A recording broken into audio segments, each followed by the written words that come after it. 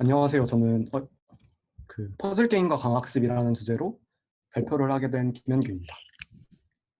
저는 쿠키런이라는 게임을 제작한 데브시스터즈에서 머신러닝 엔지니어로 일을 하고 있고요. 사실 이 발표를 처음 생각을 했을 때 회사에서 일을 하고 있는 내용이다 보니까 오늘 발표 컨셉인 나 혼자 아래를 한다랑 과연 맞는 발표인가 라는 생각을 좀 하긴 했었는데요. 지금 당장은 회사에 ML 엔지니어가 저 혼자뿐이다 보니까 이게 회사에서 한 일이기는 하지만 발표 주제랑 얼추 맞는 것 같아서 지원을 하게 되었는데 되게 잘한 것 같고요. 그 다음에 이제 발표 내용 자체도 게임하고 연관이 많이 된 발표다 보니까 조금 가벼운 주제로 구성을 했고요. 그래서 재미있게 들어주시면 좋을 것 같아요. 그럼 이제 드디어 발표 주제로 들어가서 사실 저희 회사에서 만든 쿠키런이라는 게임을 아시는 분들은 꽤 많이 계시는 걸로 알고 있어요. 이 쿠키런이라는 게임이 그 쿠키들이 달리기를 하는 게임인데 달리기를 하면서 이제 젤리가 등장을 하고 그 젤리를 많이 먹기 위해서 사람들이 겨루는 게임인데요. 저희는 사실 이 게임에 대해서 강화학습을 한 차례 제공을 하고 그거에 대한 발표를 2016년 데뷔해서 한번 진행을 한 적이 있었어요. 그래서 이때 알파런이라는 제목으로 한번 발표를 했었는데 그때 발표 내용은 뭐 이런 거였어요. 그때는 사실 강화학습 자체가 많이 널리 퍼지는 내용들이 아니었기 때문에 강화학습이 어떤 개념이고 어떤 스테이트랑 액션으로 정의가 되는지 이 상황에서 쿠키가 아니라 젤리를 먹는다는 게 어떤 행위인지 그 다음에 이런 방해물들은 어떤 식으로 표시를 해야 되는지 뭐 그런 것들에 대해서 발표를 하고 그 다음에 이때 액션 같은 경우에는 슬라이딩을 하거나 아니면은 이렇게 점프를 하거나 두 가지가 있다 뭐 이런 내용들을 많이 발표를 했던 것 같아요. 그 다음에 이제 이런 강화학습 에이전트를 그때 당시 유행했던 이 알파고랑 합쳐가지고 알파론이라고 이름을 붙였었고 이 알파론을 활용한 쿠키런 문브레이크, 사이보그의 폭주 뭐 이런 내용의 업데이트를 진행하기도 했습니다. 자, 이제 여기까지가 2016년도 내용이었고요. 2020년에는 보다 새로운 분야에서 강화학습을 적용을 해보았는데 그 분야가 바로 이 퍼즐 게임이라는 분야입니다. 사실 저희 회사에서는 쿠키런 말고도 몇 가지 게임들을 서비스하고 있는데요. 그 중에서 바로 이 쿠키런 퍼즐월드라는 게임이 있는데요. 이 쿠키런 퍼즐월드는 이름에서도 알 수 있다시피 어떤 퍼즐 게임이라고 보시면 되는데 네. 그 퍼즐 게임을 플레이하는 영상을 보시면 아시겠지만 뭐 애니팡이나 아니면 캔디 크러쉬 사과처럼 젤리를 적당히 수합해 나가면서 세계를 일렬로 만들고 그 어떤 목표를 계속 달성을 해나가는 그런 유형의 게임인데 아주 낯선 유형은 아닌 것 같아요. 근데 이제 이 게임을 잘 플레이하기 위해서 이 게임에서 이제 고득점을 얻기 위해서는 몇 가지 공통된 전략이 있는데요. 그 중에 첫 번째가 바로 이 부스터예요. 저희 게임에는 이제 부스터라는 친구가 등장을 하는데 부스터 같은 경우에는 어떤 젤리를 4개 이상 매칭을 하게 되면은 등장하는 특수한 아이템이라고 보시면 될 것 같고요. 이 오른쪽 그림에서 보면은 이 폭탄 같은 경우는 이제 3 곱하기 3보다 좀 더 큰 크기로 터지게 돼서 그냥 매치 3 하는 것보다 훨씬 더 강력한 효과를 가지고 있는 친구라고 보시면 될 것 같아요. 그래서 이렇게 강력한 아이템들을 많이 만들어내고 걔네들을 적당히 조합을 해서 맵을 빨리 클리어하는 게 이 게임을 잘하는 방법이라고 보시면 될 것 같아요. 그 다음에 이런 부스터끼리도 합칠 수가 있는데요. 만약에 이 왼쪽에 있는 것처럼 두 개의 폭탄을 합치게 된다면은 네. 굉장히 큰 폭발이 이루어지게 되고 이 오른쪽 친구 같은 경우에는 이 솥단지랑 그 다음에 솥단지끼리 합치면은 뭐 맵에 있는 젤리가 전부 터진다든지 이런 식으로 굉장히 강력한 효과를 가지고 있는 친구들이라고 보면 될 것 같아요. 그래서 저희가 이 퍼즐 에이전트를 만들게 된 이유도 이런 퍼즐 게임을 잘 플레이하는 친구를 만들어서 밸런싱을 한번 자동화해보자 이런 목표로 시작을 했다라고 보시면 될 것 같아요. 근데 이제 이 밸런싱이라는 단어에 좀 익숙하지 않은 분들을 위해 퍼즐 게임에서의 밸런싱이 어떤 의미를 가지고 있는지 그 다음에 이게 왜 중요한지에 대해서 간략히 소개를 해드리고 이제 문제의 정의도 좀 더 자세하게 한번 해보도록 하겠습니다. 네, 그래서 퍼즐 게임에서의 자동화가 아니라 밸런싱이라는 거는 이런 건데요. 저희가 레벨팀에서 어떤 맵을 이렇게 만든 상황에서 뭐 가령 이 맵을 클리어하는데 몇 턴을 줄게. 가령 이게 20턴이라면은 굉장히 많은 턴일 거고 15턴이라면은 그냥 어느 정도 적당한 턴수 그 다음에 만약에 10턴이라면은 조금 적은 턴수가 될 것 같아요. 근데 만약에 이거를 20턴을 준 채로 유저에게 나갔다라고 했을 때는 유저가 이 맵을 받아보고는 굉장히 쉬우니까 이 맵을 클리어하고 나는 천재야. 이거 왜 이렇게 쉬워? 이런 식으로 느끼게 될 것 같아요. 근데 이렇게 20턴만큼 주는 게 아니라 10턴처럼 굉장히 빡빡한 턴수를 주게 되면은 유저는 이제 이거를 플레이하다가 너무 어려워서 여기서 막히고 그 다음으로 넘어가지 못하게 될 거예요. 근데 이제 이런 경우의 문제점은 이 게임 자체가 너무 어렵기 때문에 이 게임을 더 이상 플레이하지 않고 다른 게임으로 이탈해버리는 유저가 발생을 하게 돼요. 근데 이렇게 너무 쉽거나 너무 어려운 경우가 아니라 적당한 경우, 가령 15턴을 준 경우일 때 이런 경우에는 난이도 자체가 어느 정도 적당하기 때문에 유저가 이탈하지도 않고 그 다음에 유저가 그냥 넘어가지도 않고 적당한 아이템을 사용해서 매출이 발생하는 효과가 나오게 됩니다. 그래서 저희가 해야 되는 거는 너무 쉽지도 않고 너무 어렵지도 않은 이런 적당한 턴수를 찾는 것들을 이 퍼즐 봇을 통해서 해결했다라고 보시면 될 것 같아요. 그리고 이게 참고로 사람이 직접 처음에는 했는데요. 이거를 정확하게 하기 위해서는 굉장히 많은 턴을 플레이해야 됩니다. 왜 그러냐면은 이제 이런 게임 특성상 맵의 랜덤성이 되게 강하고 매번 할 때마다 이제 잘 풀리는 케이스랑 안 풀리는 케이스가 있을 수밖에 없는데 이 맵을 정확하게 밸런싱을 진행하기 위해서는 한 맵당 한 60번 정도 게임을 해야 되고요. 이게 또 60개만 하면 괜찮은데 업데이트에 한 번에 맵이 60개씩 들어가니까 이거를 다 밸런싱을 하려면은 한 3,000판씩 해야 되고 그 다음에 추가적으로 앞부분 맵도 계속 수정이 되다 보니까 걔네에 대해서도 다시 밸런싱을 해야 되다 보면은 시간도 많이 부족을 하게 되고 사실상 할 수 없게 되는 일들이 되게 많게 돼요. 그래서 정확하지 않게 밸런싱 돼서 나가고 그 다음에 유저 데이터를 기반으로 다시 패치를 하는 상황도 있고 아니면은 직접 하되 조금 많은 사람들이 다 같이 한다거나 뭐 이런 방식으로 되게 리소스를 많이 투자를 해야 되는데 이 퍼즐 봇을 이용하게 되면은 한 1시간, 2시간 만에 모든 데이터를 전부 다 뽑아낼 수 있기 때문에 굉장히 효율적으로 일을 할 수 있게 됩니다. 네, 그러면은 드디어 이제 이 문제를 어떻게 풀었는지에 대해서 설명을 해드리면 좋을 것 같은데 그 전에 이 문제의 물리적인 특성에 대해서 좀 더 자세히 설명을 드리면 좋을 것 같아요. 먼저 이 게임은 총 9 곱하기 9짜리 보드에서 이루어지는 게임이고요. 그 다음에 이 게임에 등장하는 이제 기믹 개수, 기믹이라고 하면은 뭐 장애물도 있고 그 다음에 동인 부스터도 있고 그 다음에 여기 보면은 뭐 젤리들도 다 하나의 기믹이라고 보시면 되는데 기믹의 종류가 총 130개 정도 된다라고 보시면 될 것 같아요. 그 다음에 이 기믹이 이제 사실 매주 업데이트 칠 때마다 하나 아니면 두 개, 또 많이 늘어날 때는 한 7개씩 계속 늘어나고 있는 상태입니다. 그 다음에 액션의 수도 좀 되게 많아요.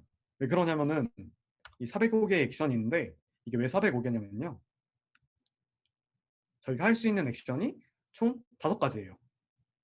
왼쪽으로 스와이프를 하거나 오른쪽, 위쪽, 아래쪽 그 다음에는 이렇게 어떤 부스터 같은 아이템이 있을 때는 그 아이템을 클릭하는 것까지 이렇게 총 5가지의 액션이 존재를 하고 저희의 보드는 9 곱하기 9짜리 총 81칸으로 이루어진 보드이기 때문에 총 저희가 할 수 있는 액션의 수는 405가지라고 보면 될 것 같아요.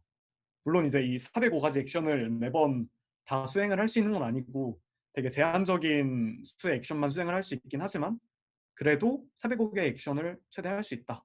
이런 식으로 생각을 해주시면 될 것 같아요. 제가 옛날에 했던 쿠키런에 비하면은 훨씬 더 액션의 수가 많아졌죠. 네. 그럼 이제 드디어 모델의 차례로 넘어가게 되었는데요. 먼저 이 그림에서 알 수 있듯이 저희가 썼던 모델은 PPO를 사용을 하고 있고 당연히 이제 PPO에다가 GA를 붙여서 사용을 하고 있습니다. 근데 이제 이 PPO 자체에 대한 설명보다는 이 PPO를 어떻게 쓰고 있는지에 대해서 좀 더 깊게 다루면 좋을 것 같은데요. 먼저 앞에 나왔던 보드판에 좀 더 집중을 할 필요가 있을 것 같아요. 저희는 이 보드판을 비주얼 피처라고 부르고 있는데요. 이 비주얼 피처라고 부르는 이유는 마치 어떤 이미지랑 굉장히 유사한 형태의 피처이기 때문이에요. 저희가 어떤 이미지를 처리를 할 때는 어떤 픽셀과 그 픽셀 주변에 있는 다른 픽셀들에 대한 정보를 그룹 지어가지고 처리를 해주는 게 일반적인데 저희가 하려고 하는 이 퍼즐 게임도 마찬가지로 어떤 젤리 주변에 있는 다른 젤리와 그룹 지어가지고 정보를 전달을 해주면은 되게 잘 배우게 될 것 같아요. 왜 그러냐면요. 저희가 어떤 매치 3를 한다거나 아니면 부스터를 만든다거나 부스터를 터트린다거나 이런 행위를 하기 위해서는 결국 주변에 다른 어떤 젤리들이 있는지 확인을 하고 다른 어떤 기믹들이 있는지 확인을 해야 되기 때문에 그 주변을 확인하는 게 굉장히 중요하고요. 그런 유사성이 있기 때문에 사실 이거를 거의 이미지라고 생각을 해도 괜찮게 됩니다. 네. 그래서 이런 이미지를 잘 학습하는데 레즈넷 같은 거를 이용하면 굉장히 좋기 때문에 저희는 이 문제를 해결하기 위해서 레즈넷을 이용하고 있고요. 앞서 등장한 이 피처들을 적당히 원화수로 인코딩한 다음에 레즈넷에다가 넣어서 학습을 진행하고 있다고 보시면 될 것 같아요. 근데 사실 저희 게임에는 이 보드판 말고도 다른 정보들도 있습니다. 이 정보들을 바로 인포 피처라고 부르는데 인포 피처의 예시로는 뭐 남은 턴수는 몇 턴인지, 그 다음에 내가 앞으로 해결해야 되는 그 목표는 몇 개가 남았는지, 그 다음에 내가 가지고 있는 쿠키는 어떤 쿠키를 쓰고 있는지, 그 다음에 부스터 게이지는 현재 얼마나 차 있는지, 뭐 이러한 정보들이 있는 것 같아요. 이런 정보들은 사실 보드판하고 직접적으로 연관되어 있는 정보는 아니기 때문에 비주얼 피처라고 부르진 않고 인포 피처라고 부르고 있긴 합니다. 근데 이제 이 인포 피처도 어쨌거나 레즈넷으로 같이 들어가야 되기 때문에 얘네를 비주얼 피처로 매핑을 해서 같이 레즈넷으로 들어가고 있는 형태이고요. 네. 그림으로 그려보자면 뭐 이런 형태일 것 같아요. 비주얼 피처랑 인포 피처가 합쳐져서 레즈넷으로 들어가고 있다. 이런 식으로 봐주시면 좋을 것 같고요. 그 다음에는 이 레즈넷에서 파이랑 발류값을 뽑아가지고 얘네를 이용해서 PPO를 돌리고 있고요. 참고로 이제 이 파이랑 발류는 같은 네트워크를 공유를 하고 있는 상황입니다. 그래서 같은 네트워크에서 파이랑 발류가 각각 나오게 되고 얘네를 바탕으로 계속 학습을 진행을 하고 있습니다. 그 다음에 이런 학습들이 이제 전부 진행되는 곳은 유니티에서 제공해주고 있는 유니티 ML 에이전트에서 진행을 하고 있고요. 참고로 이런 에이전트 개발은 제가 하고 있는 건 아니고 클라 개발자분들이 해주고 계십니다. 네. 그 다음에 이거는 그 말 그대로 전반적인 모델에 대한 설명이었고 이 모델을 좀 더 개선하기 위해서 몇 가지 행동을 했었는데 저희가 어떤 행동을 했는지 한번 또 소개를 시켜드리면 좋을 것 같네요. 네. 첫 번째로 이제 소개를 드리고 싶은 거는 어떤 대칭성에 대한 이야기를 드리면 좋을 것 같아요. 대칭성이라 하면은 사실 저희 게임에서 쓰고 있는 젤리는 총 6가지 색깔이기는 하지만 사실 이 6가지 색깔에 대해서 모종의 대칭성을 가지고 있기 때문에 그 대칭성을 이용한다면은 훨씬 더 빠르고 잘 배울 수 있게 될 거라는 아이디어에서부터 출발을 했어요. 그래서 그 아이디어를 바로 나타낸 논문이 바로 이 딥셋이라는 논문인데요. 이 딥셋이라는 논문에서는 여러 가지 내용들이 나오지만 거기서 저희가 사용한 거를 하나의 그림으로 요약하면 바로 이렇게 나타낼 수 있을 것 같아요. 이 왼쪽에 있는 그림은 파란색 젤리 하나랑 노란색 젤리 3개가 있는 그림이고요. 그 다음에 오른쪽에 있는 그림은 노란색 젤리는 하나밖에 없지만 반대로 파란색 젤리는 3개가 있는 상황입니다. 사실 우리 눈에 보이는 젤리의 색은 확실히 다른 상황일 거예요. 왼쪽은 파란색이 하나고 오른쪽은 뭐 파란색이 3개고 이런 식으로 확실히 다른 상황을 가지고 있긴 하지만 사실 이 게임이 클리어 되는지 안 되는지 이 3개의 색이 매칭이 되는지 안 되는지 이게 부스터가 생기는지 안 생기는지 이런 정말 게임을 클리어하는 데 중요한 요소들은 색깔하고는 전혀 관계가 없는 친구들이에요. 그렇기 때문에 사실 ML 에이전트 입장에서는 이 왼쪽의 상황하고 오른쪽의 상황이 완전히 동등한 상황이라고 생각을 할 수 있을 것 같아요. 다시 말해서 이 파란색을 뭐 노란색으로 색칠을 해도 되고 노란색을 파란색으로 색칠을 해도 되고 뭐 빨간색으로 해도 되고 뭐 이런 식으로 저희는 색깔하고 사실 관련되지 않게 학습을 진행을 할 수 있다라는 이야기로 요약을 할 수 있을 것 같아요. 참고로 이거는 이제 이산적인 상황이기 때문에 카운터블 케이스라고 부르게 되고 이 카운터블하지 않은 연속적인 상황에 대해서도 이 앞에 등장한 딥셋 논문에 대해서 다루니까 관심이 있다면 한번 읽어봐도 재밌을 것 같아요. 네. 이렇게 이거를 이용하게 되면요. 저희가 쓰고 있는 색깔은 총 6개의 색깔이고 6개의 색깔을 조합한 가지수는 총 6팩토리언의 720가지이기 때문에 이 720가지를 모두 다 탐색을 하지 않고 하나의 색 조합만 탐색을 하면 훨씬 더 잘 배울 수 있게 되겠죠. 한마디로 학습에 필요한 데이터의 수가 720분의 1로 줄어들게 되고 그만큼 빨리 학습을 할 수 있게 됩니다. 그리고 이제 다음으로 나오는 거는 실제로 이 딥셋을 적용하기 전후 어떤 변화가 있었는지를 보여주는 그래프인데요. 이 왼쪽에 있는 롤아웃 랭스라는 친구는 어떤 맵을 클리어하는 데까지 필요한 턴수라고 보시면 될 것 같아요. 가령 여기 있는 이제 청록색 선 같은 경우에는 어떤 맵을 클리어하는데 40번 플레이를 해야겠다라고 보면 될 것 같고, 이 빨간색 같은 경우에는 25번만 플레이를 해도 어떤 맵을 클리어했다라고 보면 될 것 같아요. 그래서 청록색 같은 경우에는 트레이닝을 굉장히 많이 진행을 시켜도 40턴이나 플레이해야 되니까 이제 굉장히 못하는 거죠. 근데 이제 이 딥셋을 적용한 빨간색 같은 경우에는 훨씬 더 빠르게 수렴을 하고 있고 성능도 훨씬 더 좋다라는 거를 한눈에 알아볼 수 있을 것 같아요. 사실 한 턴, 두 턴도 굉장히 큰 차이인데 여기서 15턴이나 차이 나는 거니까 차이가 엄청 크다라고 보시면 좋을 것 같아요. 그 다음에 참고로 여기 오른쪽에 있는 거는 뭐 리워드를 나타낸 건데요. 지금 리워드는 매 턴마다 마이너스 1씩 계속 주고 있기 때문에 이렇게 롤아웃 랭스에 완전 반대로 나타나고 있다라고 보시면 좋을 것 같아요. 그 다음에 이 딥셋 같은 경우에는 사실 저희는 퍼즐 게임에서 지금 쓰긴 했지만 메타러닝 분야에서도 이용이 된다라고 해요. 그거를 적용한 사례가 이제 트위터인데요. 트위터에서 어떤 콜드 스타트를 할 때 그때를 위한 추천 시스템을 만들었는데 그때 사용한 데이터가 뭔가 퍼미테이션 인바리언트가 적용이 되었는지 그때 딥셋을 적용해서 뭐 효과적이었다 이런 논문이 있더라고요. 그래서 관심 있다면은 그쪽으로 한번 보는 것도 되게 재미있을 것 같아요. 네. 근데 사실 지금까지 뭐 이런 것들을 이용해서 퍼즐봇을 만들었지만 지금까지의 퍼즐봇은 게임의 룰 자체를 넣지는 않았어요. 그래서 게임의 룰이라고 본다면은 뭐 젤리가 3개 모이면은 매칭이 된다. 젤리가 3개 모이면 터진다. 젤리가 4개 모이면 부스터가 된다. 그다음에 부스터를 터지면은 이런 모양으로 터진다. 그다음에 이런 부스터를 조합하면은 이러이러한 효과가 나온다. 이런 기믹은 이렇게 처리해야 된다. 뭐 이런 게임에 대한 정보를 사실은 하나도 넣지 않았어요. 다시 말해서 저희가 지금까지 만든 모델은 어떤 특정한 게임에 대한 모델이 아니라 그냥 이러한 형태의 어떠한 태스크에 대해서도 모두 잘 동작하는 형태의 모델이었어요. 근데 이런 상태에서도 사실 굉장히 만족스러운 성능을 보였고요. 여기다가 이제 게임 자체에 대한 정보를 좀 더 넣어주면은 훨씬 더 잘 배우지 않을까라는 생각에서 액션 피처라는 친구를 새로 도입을 했습니다. 그래서 이 친구 같은 경우에는 어떤 액션을 취했을 때 변화가 생기는 블록의 위치를 피처로 같이 전달을 해주자라는 느낌으로 진행이 됐고요. 가령 이제 왼쪽 그림에서 어, 색칠되어 있는 여기 보라색 젤리를 아래로 내리게 되면은 매칭이 되면서 가로로 세 줄, 세로로 세 줄만큼의 영역이 터지게 되는데 그 터지는 영역을 이 오른쪽 영역이죠. 이 오른쪽의 영역을 피처로 전달을 해주자. 그러면은 이제 이걸 바탕으로 훨씬 더 빠르고 잘 배우지 않을까라는 아이디어라고 보시면 될 것 같고요. 사실 405개의 액션에 대해서 모두 다 이런 피처들을 만들어서 전달을 해줘야 되기 때문에 굉장히 많은 양의 데이터를 전달을 해야 되겠죠. 그래서 405 곱하기 9 곱하기 9 차원만큼의 데이터가 추가가 되고 이런 데이터가 초당 600번 정도 인퍼런스 요청에 대해서 응답을 해야 되기 때문에 굉장히 빠르게 처리가 되어야만 했어요.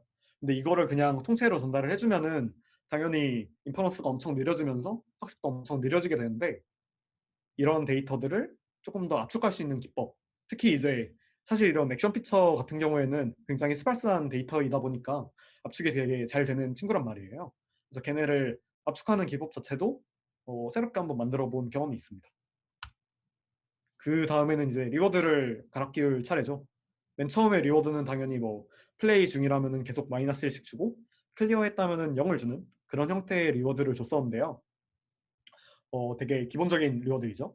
근데 사실 이런 리워드의 문제 자체가 어떤 맵을 클리어를 한다면은 이제 내가 잘해서 클리어했구나라는 걸 알 텐데 어떤 맵을 클리어하지 못한다면은 이제 특히 초반에는 그냥 랜덤한 액션만 할 테니까 클리어를 못할 텐데 그런 경우에는 아무것도 배우지 못하게 된단 말이에요. 내가 분명히 많이 게임을 했는데 아무것도 배우지 못한 채로 끝나니까 굉장히 허무하고 학습도 당연히 느려질 수밖에 없겠죠. 그래서 이런 리워드를 적당히 잘 모양을 변경을 해서 학습을 더 잘 진행하는 게 바로 이 부분이라고 보면 될 것 같고요. 그래서 초반에는 뭐 매칭을 해도 리워드를 준다거나 아니면 부스터를 만들면 리워드를 준다거나 아니면은 어떤 기믹을 부셔버리면 리워드를 준다거나 이런 방식으로 리워드를 바꾼 모습입니다. 네. 그래서 이런 방식으로 퍼즐 봇을 제작을 했고요. 이제 그 다음으로 저희가 또 공유드리고 싶은 내용은 이 퍼즐봇이 처음에는 당연히 밸런싱을 위해서 만들어졌고 그 밸런싱을 효과적으로 또 굉장히 잘 수행을 해주기는 했지만 그 밸런싱을 넘어서 다른 분야에도 되게 도움을 많이 줬어요. 특히 이제 비즈니스적으로 굉장히 불확실도를 줄이는데 많은 도움을 준 것 같은데 그거를 어떤 식으로 도움을 줬는지 그거에 대해서 공유를 드리면 또 좋을 것 같네요.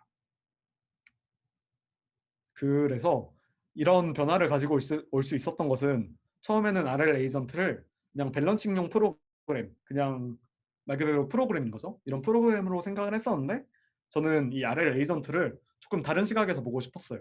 마치 저 같은 실제 한 명의 유저가 플레이한 데이터, 어떤 유저의 인게임 데이터라고 생각을 하게 되면은 이걸 바탕으로 훨씬 더 많은 것들을 할 수 있었던 것 같아요.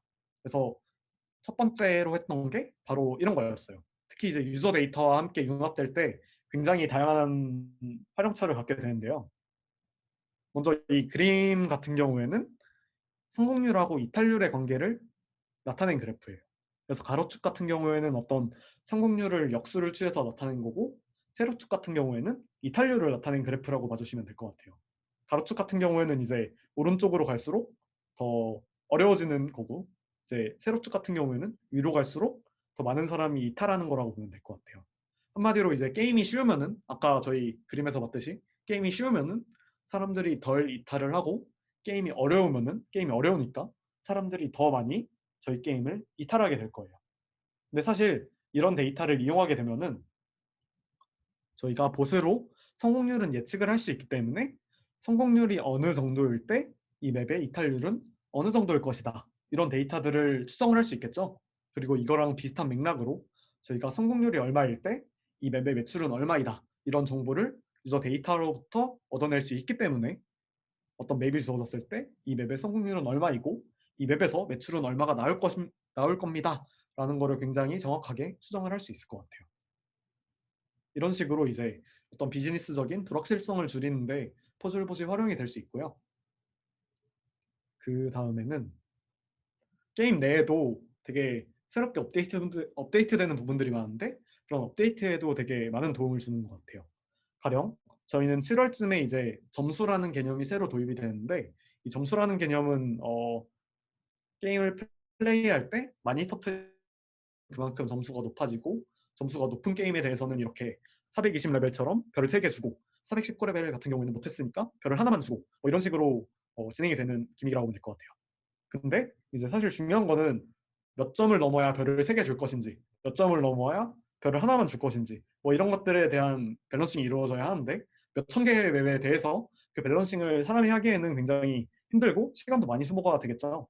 근데 이 퍼즐봇을 이용하게 되면은 마치 유저가 플레이한 것처럼 플레이 결과에 대한 정보를 모두 다 알 수 있기 때문에 평균적으로 몇 점을 얻을지 상위 10%는 몇 점을 얻을지 이런 정보들을 바로바로 확인할 수 있게 되고 이런 밸런스 조절도 자동화로 할 수 있다라고 보시면 좋을 것 같아요.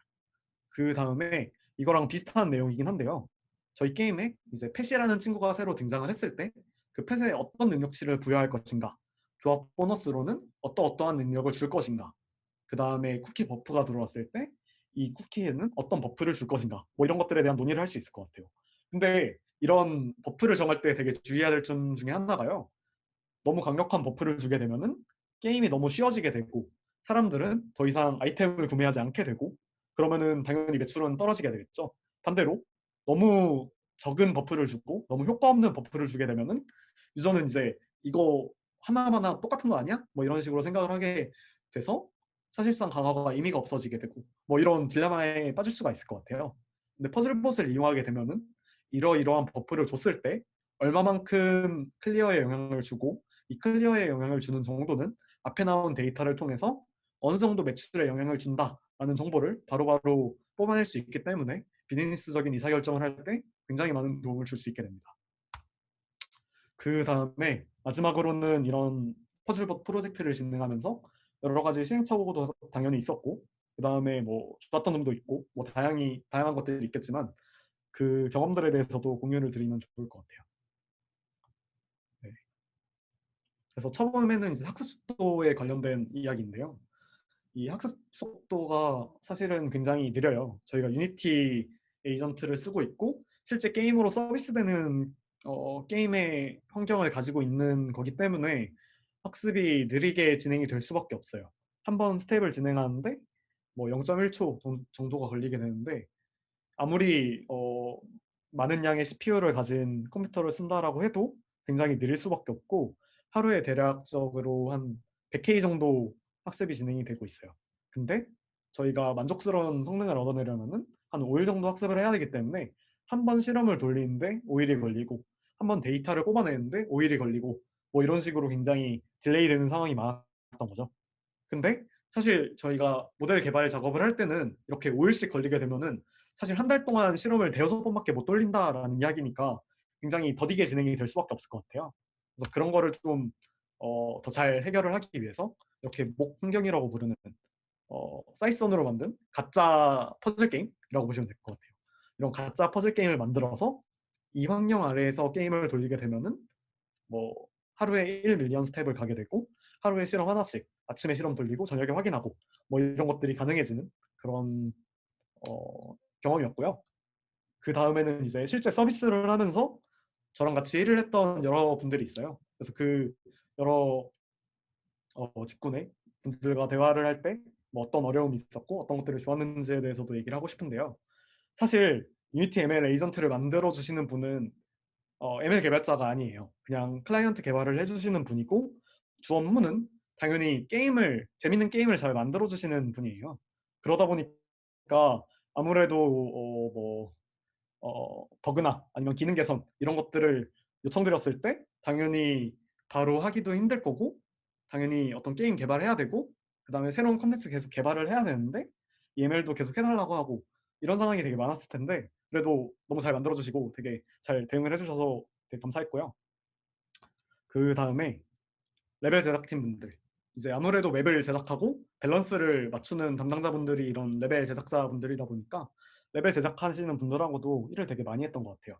근데 이분들 같은 경우에는 아예 말 그대로 기획을 하시는 분들이다 보니까 ML에 대해서도 당연히 모를 뿐만 아니라 어떤 어, 개발자도 아니고 뭐 말 그대로 기획자니까 논테크 계열 직군이라고 볼 수 있을 것 같은데 이분들하고 효율적으로 의사소통을 하기 위해서는 어떤 방식으로 이제 데이터를 전달해 줘야 되는지 어떤 방식으로 시각화를 해드려야 되는지 또 어떤 방식으로 이제 자료를 정리해야 되는지 그 다음에 이제 ML 자체 뭐 학습이 뭔지 그 다음에 이발이 뭔지 뭐 이런 것들에 대해서도 설명을 해드려야 되고 뭐 그런 고민들을 해볼 수 있어서 정말 좋았던 것 같고요.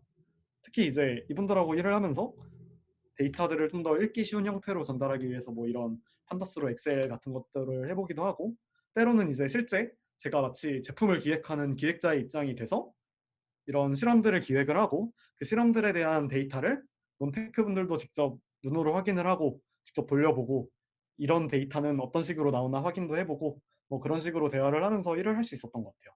그 결과 되게 뭐 재미있는 게임도 만들 수 있고 좋은 경험이었던 것 같습니다. 그 다음에 또 뭐 소소하게 이런 S3에다가 데이터를 업로드해서 다른 분들도 다 볼 수 있게 한다거나 뭐 그런 식으로 계속 일을 해왔던 것 같아요. 자, 그러면은 네, 오늘 발표는 여기서 끝이고요. 그러면은 지금부터 간단히 Q&A를 하도록 하겠습니다. 감사합니다.